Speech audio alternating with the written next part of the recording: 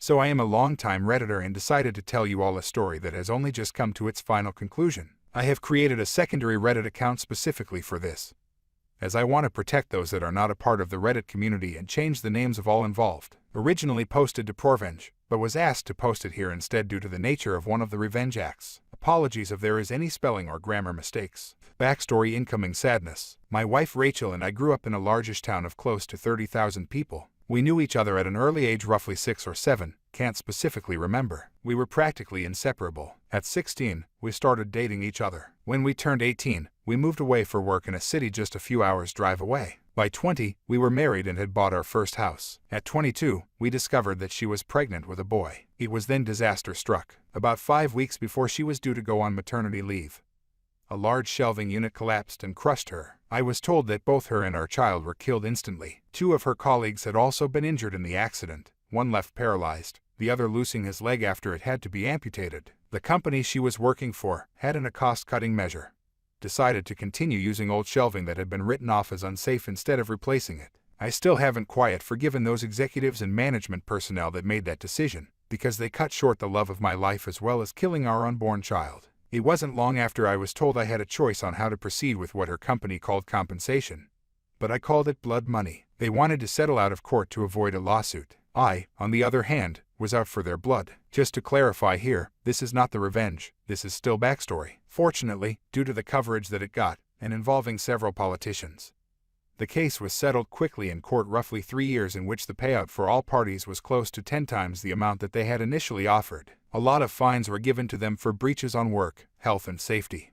Executives were sacked, others were jailed, etc. A story for another time maybe, when I feel comfortable sharing. In this time, I was still working my job in telecommunications. My mother, bless her soul, had moved in while all this was happening to help me. I think I would have fallen apart if she hadn't been as involved as she was. It was around this time I was offered a promotion, but it involved a lot of travel around the state. I made a request to have an office in my hometown's branch, as I wanted to not only take care of businesses in the state, but in my hometown also, as there was no business representative located there, to which they agreed. After a few months, we settled into a routine of 1 to 2 weeks in the city office, 1 week in my hometown, and 1 to 2 weeks visiting the rest of the state. After a year, I decided to buy a house in my hometown, so I wasn't having to stay at my parents' place every week, or so that I was home and that I could come and go as I pleased. This is important for later in the story. It is about 4 years later that our story begins. Sorry if the backstory was a bit long. I had just returned from one of my trips on Friday, and was checking in some stuff at my office when Harry,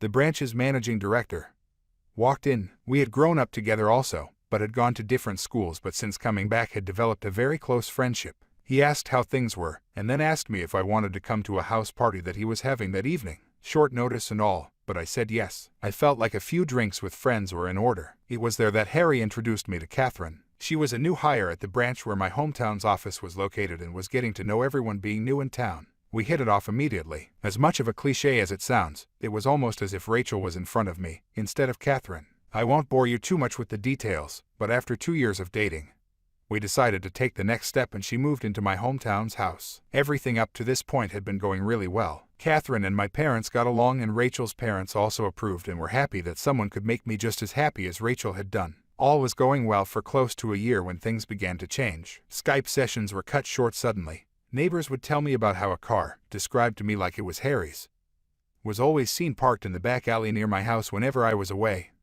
Some clothes that weren't mine were in my wardrobe. All signs pointed to her cheating, but she said that nothing was happening. She said that Harry would come over occasionally to discuss business, etc., but never stayed the night. I chalked it up to me being paranoid and continued on as if nothing was wrong, but there was always this feeling that something wasn't right.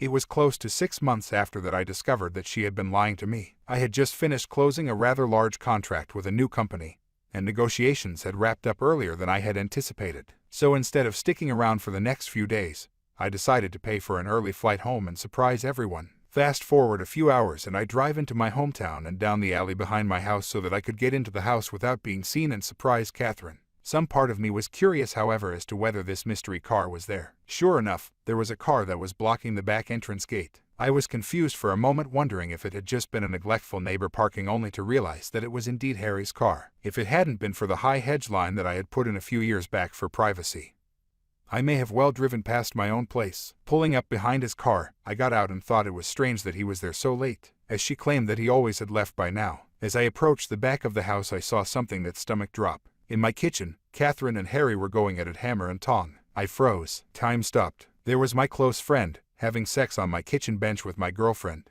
I didn't know what to do. So many questions were running through my head. Was this real or was I dreaming? Why were they having sex in my house? Feeling defeated, I turned and left without them seeing me. I sat in my car for what felt like an eternity. I was crying hard, but the sadness quickly turned into anger. The same kind of anger I felt towards those that were responsible for Rachel's death. I wanted to hurt them, badly. As a pacifist, I don't believe in violence. It was then I knew I was going to punish them and destroy their lives. And what better time to start than now? I moved my car back up the alley, far enough away from my driveway that I could still see Harry's car, and then walked back to the gate where I could see into the house, and called her phone. They were still going for it when it rang. They both looked at the caller ID and did a double take when my name came up. I could see that she was considering answering it, and they let it ring out. After a few moments they were back into it again, and I dialed once again. This time she did answer. As she was answering, I hung up and made my way back to my car. As soon as I did, she called me back. She asked why I was calling as late as I was, and I told her that I was about 10 minutes from home and didn't want to scare her coming in.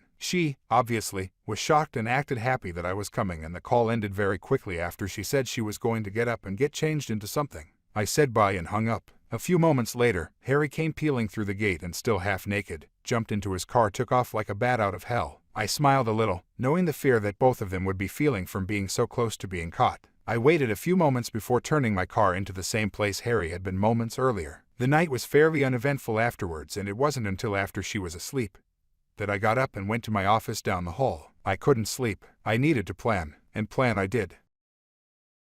Caught 32 female, my fiancé 35 male of 11 years cheating.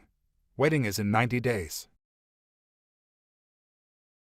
We've been engaged almost a year. The wedding is in 90 days. Last weekend, I was in my fiancé's office doing something and I saw a notice flash on his old iPhone. He has since upgraded but keeps old electronics. It was a notice from Plenty of Fish that he had new matches. I panic, freeze, do nothing. Next day he leaves for work and I check the phone. It's not password protected. I have found the following: several secret email accounts he's used to contact women on numerous dating sites. POF. Adult Friend Finder, Ashley Madison, OkCupid, MFW, Craigslist. You get the point. A long text string from an out-of-state number shows a conversation of them meeting in a hotel room, having sex, and he came 4 times and the maintenance people knocked on the door while they were going at it. And how funny it is, and how sorry she feels for him that his frigid girlfriend isn't giving him what he needs. Let's also add to the fun and mention he was unemployed at the time and spending money on a hotel room. I can find smug satisfaction that later on, when he is trying to schedule round 2, she turns him down because he was never able to fully satisfy her, and she doesn't have time for that. Years upon years worth of email threads and multiple fake email accounts with countless women saying what they will do to each other when they finally meet, and how he can't wait to get a hotel room with them, and how he is glad they are taller than his girlfriend because she is so difficult to physically be with. I'm 5'6", he's 6'3". I am going to lose everything. We've lived together 10 years. I paid all of the deposits for the wedding. No kids, thank God. I took photos of enough of the texts and emails that I have cold, hard proof. I caught him posting online years ago and he lied through his teeth, as I know now, made me believe him that he was only dirty talking online to masturbate to, and gaslighted me that I was the bad person for looking through his computer. He swore he'd stop. Admittedly, I'm not very assertive and have never been able to fully express what I need. Therefore the sex between us has been pretty bad for the most part.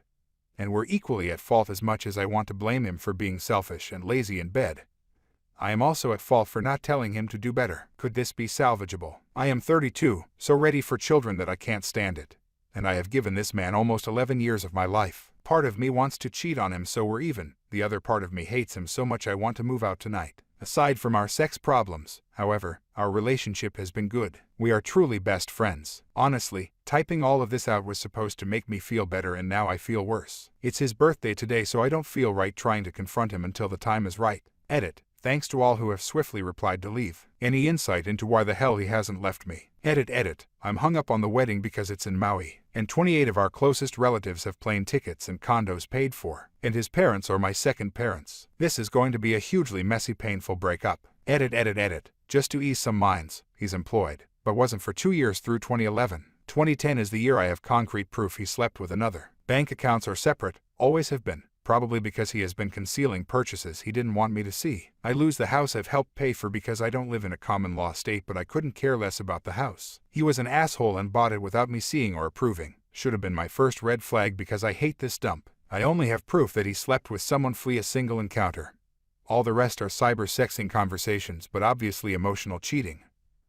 Poor him had to live with someone who gives bad BJS. 4th edit. Just want to say again how much I appreciate the huge outpouring of support and the tough love some of you have been nice enough to hit me with. I am at home trying to get my head into a little work before an afternoon of meetings. I have my most valuable things packed in a suitcase and ready to toss in my car. I am debating confronting him tonight or wait until tomorrow when he gets off work after I've had another day to shuttle my stuff to my brother's house. I might not be able to act normal tonight anyway. I don't know if I am going to cry or puke at any given moment of the day. My world has ended as I know it, and it hurts so bad because I was finally getting to a good place of feeling normal again after over a year of severe depression. I don't want this to be real. I don't want to lose the him I wanted him to be. I don't want to lose the life we built together despite the foundation of lies it's been built on. I know I will get through this, but I'm so exhausted from so much loss. In the last 2.5 years I lost my maternal grandmother, Mom, my 24-year-old brother-in-law, my dog, and maternal grandfather. This Saturday is 2-year anniversary of my mom's death. He has been a security blanket of comfort. It dawned on me that I become just as big of a lying asshole as he is if I continue to fake that everything is okay just to hold on to a false sense of comfort at home.